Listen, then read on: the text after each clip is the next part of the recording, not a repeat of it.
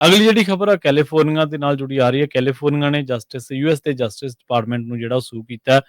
ਜਿਹਦੇ ਵਿੱਚ ਇਹਨਾਂ ਨੇ ਮੰਗ ਕੀਤੀ ਸੀਗੀ ਕਿ ਜਿੰਨੇ ਵੀ ਲੋਕਲ ਸਕੂਲ ਡਿਸਟ੍ਰਿਕਟ ਦੇ ਜਾਂ ਹੋਰ ਜਿਹੜੇ ਮੁਕਾਬਲੇ ਹੁੰਦੇ ਨੇ ਉਹਨਾਂ ਦੇ ਵਿੱਚ ਟਰਾਂਸਜੈਂਡਰ ਜਿਹੜੇ ਐਥਲੀਟ ਨੇ ਉਹਨਾਂ ਨੂੰ ਬੈਨ ਕੀਤਾ ਜਾਵੇ ਸਪੋਰਟਸ ਦੇ ਵਿੱਚ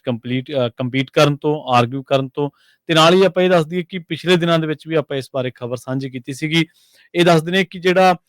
ਇਹ ਇਸ ਤਰ੍ਹਾਂ ਦੀ ਜਿਹੜੀ ਇਹਨਾਂ ਵੱਲੋਂ ਲਿਆ ਜਾਂਦਾ ਹਿੱਸਾ ਗੇਮਸ ਦੇ ਵਿੱਚ, ਇਹ ਦੂਜੇ ਖਿਡਾਰੀਆਂ ਦੇ ਜਿਹੜੇ ਹਿੱਤ ਨੇ ਉਹਨਾਂ ਨੂੰ ਪ੍ਰਭਾਵਿਤ ਜ਼ਰੂਰ ਕਰਦਾ ਹੈ। ਕੈਲੀਫੋਰਨੀਆ ਦੇ ਜਿਹੜੇ ਅਟਾਰਨੀ ਜਨਰਲ ਨੇ ਰੌਬ ਬੋਂਟਾ, ਉਹਨਾਂ ਦੇ ਆਫਿਸ ਵੱਲੋਂ ਇਹ ਜਾਣਕਾਰੀ ਦਿੱਤੀ ਗਈ ਹੈ ਕਿ ਅਸੀਂ ਇਸ ਮਾਮਲੇ ਦੇ ਵਿੱਚ ਸੂ ਕੀਤਾ। ਪ੍ਰੈਜ਼ੀਡੈਂਟ ਤੇ ਉਹਨਾਂ ਦੀ ਜਿਹੜੀ ਐਡਮਿਨਿਸਟ੍ਰੇਸ਼ਨ ਆ ਉਹਦੇ ਤੋਂ ਡਿਮਾਂਡ ਕੀਤੀ ਗਈ ਸੀ ਕੈਲੀਫੋਰਨੀਆ ਸਕੂਲ ਡਿਸਟ੍ਰਿਕਟ ਦੇ ਵੱਲੋਂ ਕਿ ਇਹ ਜਿਹੜਾ ਵੀ ਇਹ ਇਸ ਤਰ੍ਹਾਂ ਦੇ ਐਥਲੀਟਸ ਨੂੰ ਜਿਹੜੀ ਹਿੱਸਾ ਲੈਣ ਦੀ ਜਿਹੜੀ ਆਪਾਂ ਕਹਿ ਲਈ ਕਿ ਆਜ਼ਾਦੀ ਹੈ, ਉਹ ਲਾਅ ਨੂੰ ਬ੍ਰੇਕ ਕਰਦੀ ਹੈ ਤੇ ਕੰਸਟੀਟਿਊਸ਼ਨ ਨੂੰ ਵਾਇਲੇਟ ਕਰਦੀ ਹੈ। ਸੋ ਉਹਨਾਂ ਨੇ ਕਿਹਾ ਸੀਗਾ ਵੀ ਜਿਹੜੇ ਵੀ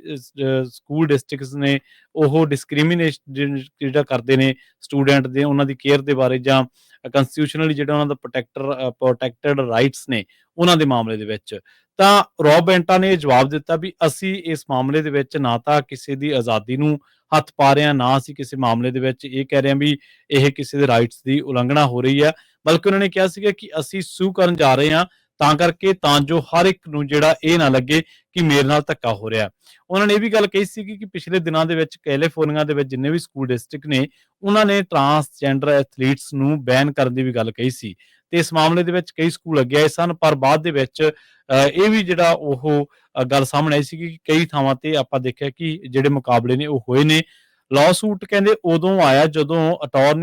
assistant attorney general Harmeet Dhillon, ਜਿਹੜੇ ਕਿ ਟਰੰਪ ਵੱਲੋਂ ਅਪਾਇੰਟ ਕੀਤੇ ਗਏ ਨੇ, ਉਹਨਾਂ ਨੇ ਫੈਡਰਲ ਜਸਟਿਸ ਡਿਪਾਰਟਮੈਂਟ ਦੇ ਜਿਹੜੇ ਸਿਵਲ ਰਾਈਟਸ ਡਿਵੀਜ਼ਨ ਆ ਉਹਨੂੰ ਇੱਕ ਲੈਟਰ ਜਿਹੜਾ ਸਕੂਲ ਡਿਸਟ੍ਰਿਕਟ ਨੂੰ ਭੇਜਿਆ ਸੀ ਉਸ ਬਾਬਤ ਤੋਂ, ਜਿਹਦੇ ਵਿੱਚ ਇਹ ਵਾਰਨਿੰਗ ਦਿੱਤੀ ਗਈ ਸੀਗੀ ਕਿ ਜੇਕਰ ਉਹ ਲੀਗਲ ਲਾਇਬਿਲਿਟੀ ਨੂੰ ਕਿਸੇ ਤਰ੍ਹਾਂ ਚੁਣੌਤੀ ਦਿੰਦੇ ਨੇ ਤਾਂ ਉਹਨਾਂ ਨੂੰ ਆਉਣ ਵਾਲੇ ਟਾਈਮ ਦੇ ਵਿੱਚ ਕਾਨੂੰਨੀ ਜਿਹੜੀਆਂ ਚੁਣੌਤੀਆਂ ਨੇ ਉਹਨਾਂ ਦਾ ਸਾਹਮਣਾ ਕਰਨਾ ਪੈ ਸਕਦਾ ਹੈ। ਸੋ ਇਹ ਜਿਹੜਾ ਮਾਮਲਾ ਹੁਣ ਜਿਹੜਾ ਕੈਲੀਫੋਰਨੀਆ ਗਵਰਨਮੈਂਟ ਕਹਿ ਲਓ ਜਾਂ ਫੈਡਰਲ ਗਵਰਨਮੈਂਟ ਦੇ ਵਿਚਕਾਰ ਜਿਹੜਾ ਫਸਦਾ ਆ ਰਿਹਾ, ਜਿਹਦੇ ਵਿੱਚ ਟਰਾਂਸਜੈਂਡਰ ਐਥਲੀਟਸ ਨੂੰ ਕੰਪੀਟ ਕਰਨ ਬਾਰੇ ਲਗਾਤਾਰ ਜਿਹੜੀ ਇੱਕ ਦੂਜੇ ਦੇ ਨਾਲ ਬਹਿਸ ਹੋ ਰਹੀ ਆ। ਢਿੱਲੋਂ ਨੇ ਇਹ ਆਰਗੂ ਕੀਤਾ ਸੀਗਾ ਕਿ ਜਿਹੜੇ ਟਰਾਂਸਜੈਂਡਰ ਐਥਲੀਟਸ ਆ ਉਹਨਾਂ ਨੂੰ ਅਲਾਓ ਕਰ ਦੇਣਾ ਚਾਹੀਦਾ ਹੈ, ਜਿਹਦੇ ਨਾਲ ਉਹ ਕਹਿੰਦੇ ਕਿ ਜਿਹੜੀਆਂ ਐਥਲੈਟਿਕਸ ਜਿਹੜੀਆਂ ਅਪਰਚੂਨਿਟੀਜ਼ ਨੇ ਉਹ ਬਰਾਬਰ ਦੀਆਂ ਮਿਲਣੀਆਂ ਚਾਹੀਦੀਆਂ ਨੇ।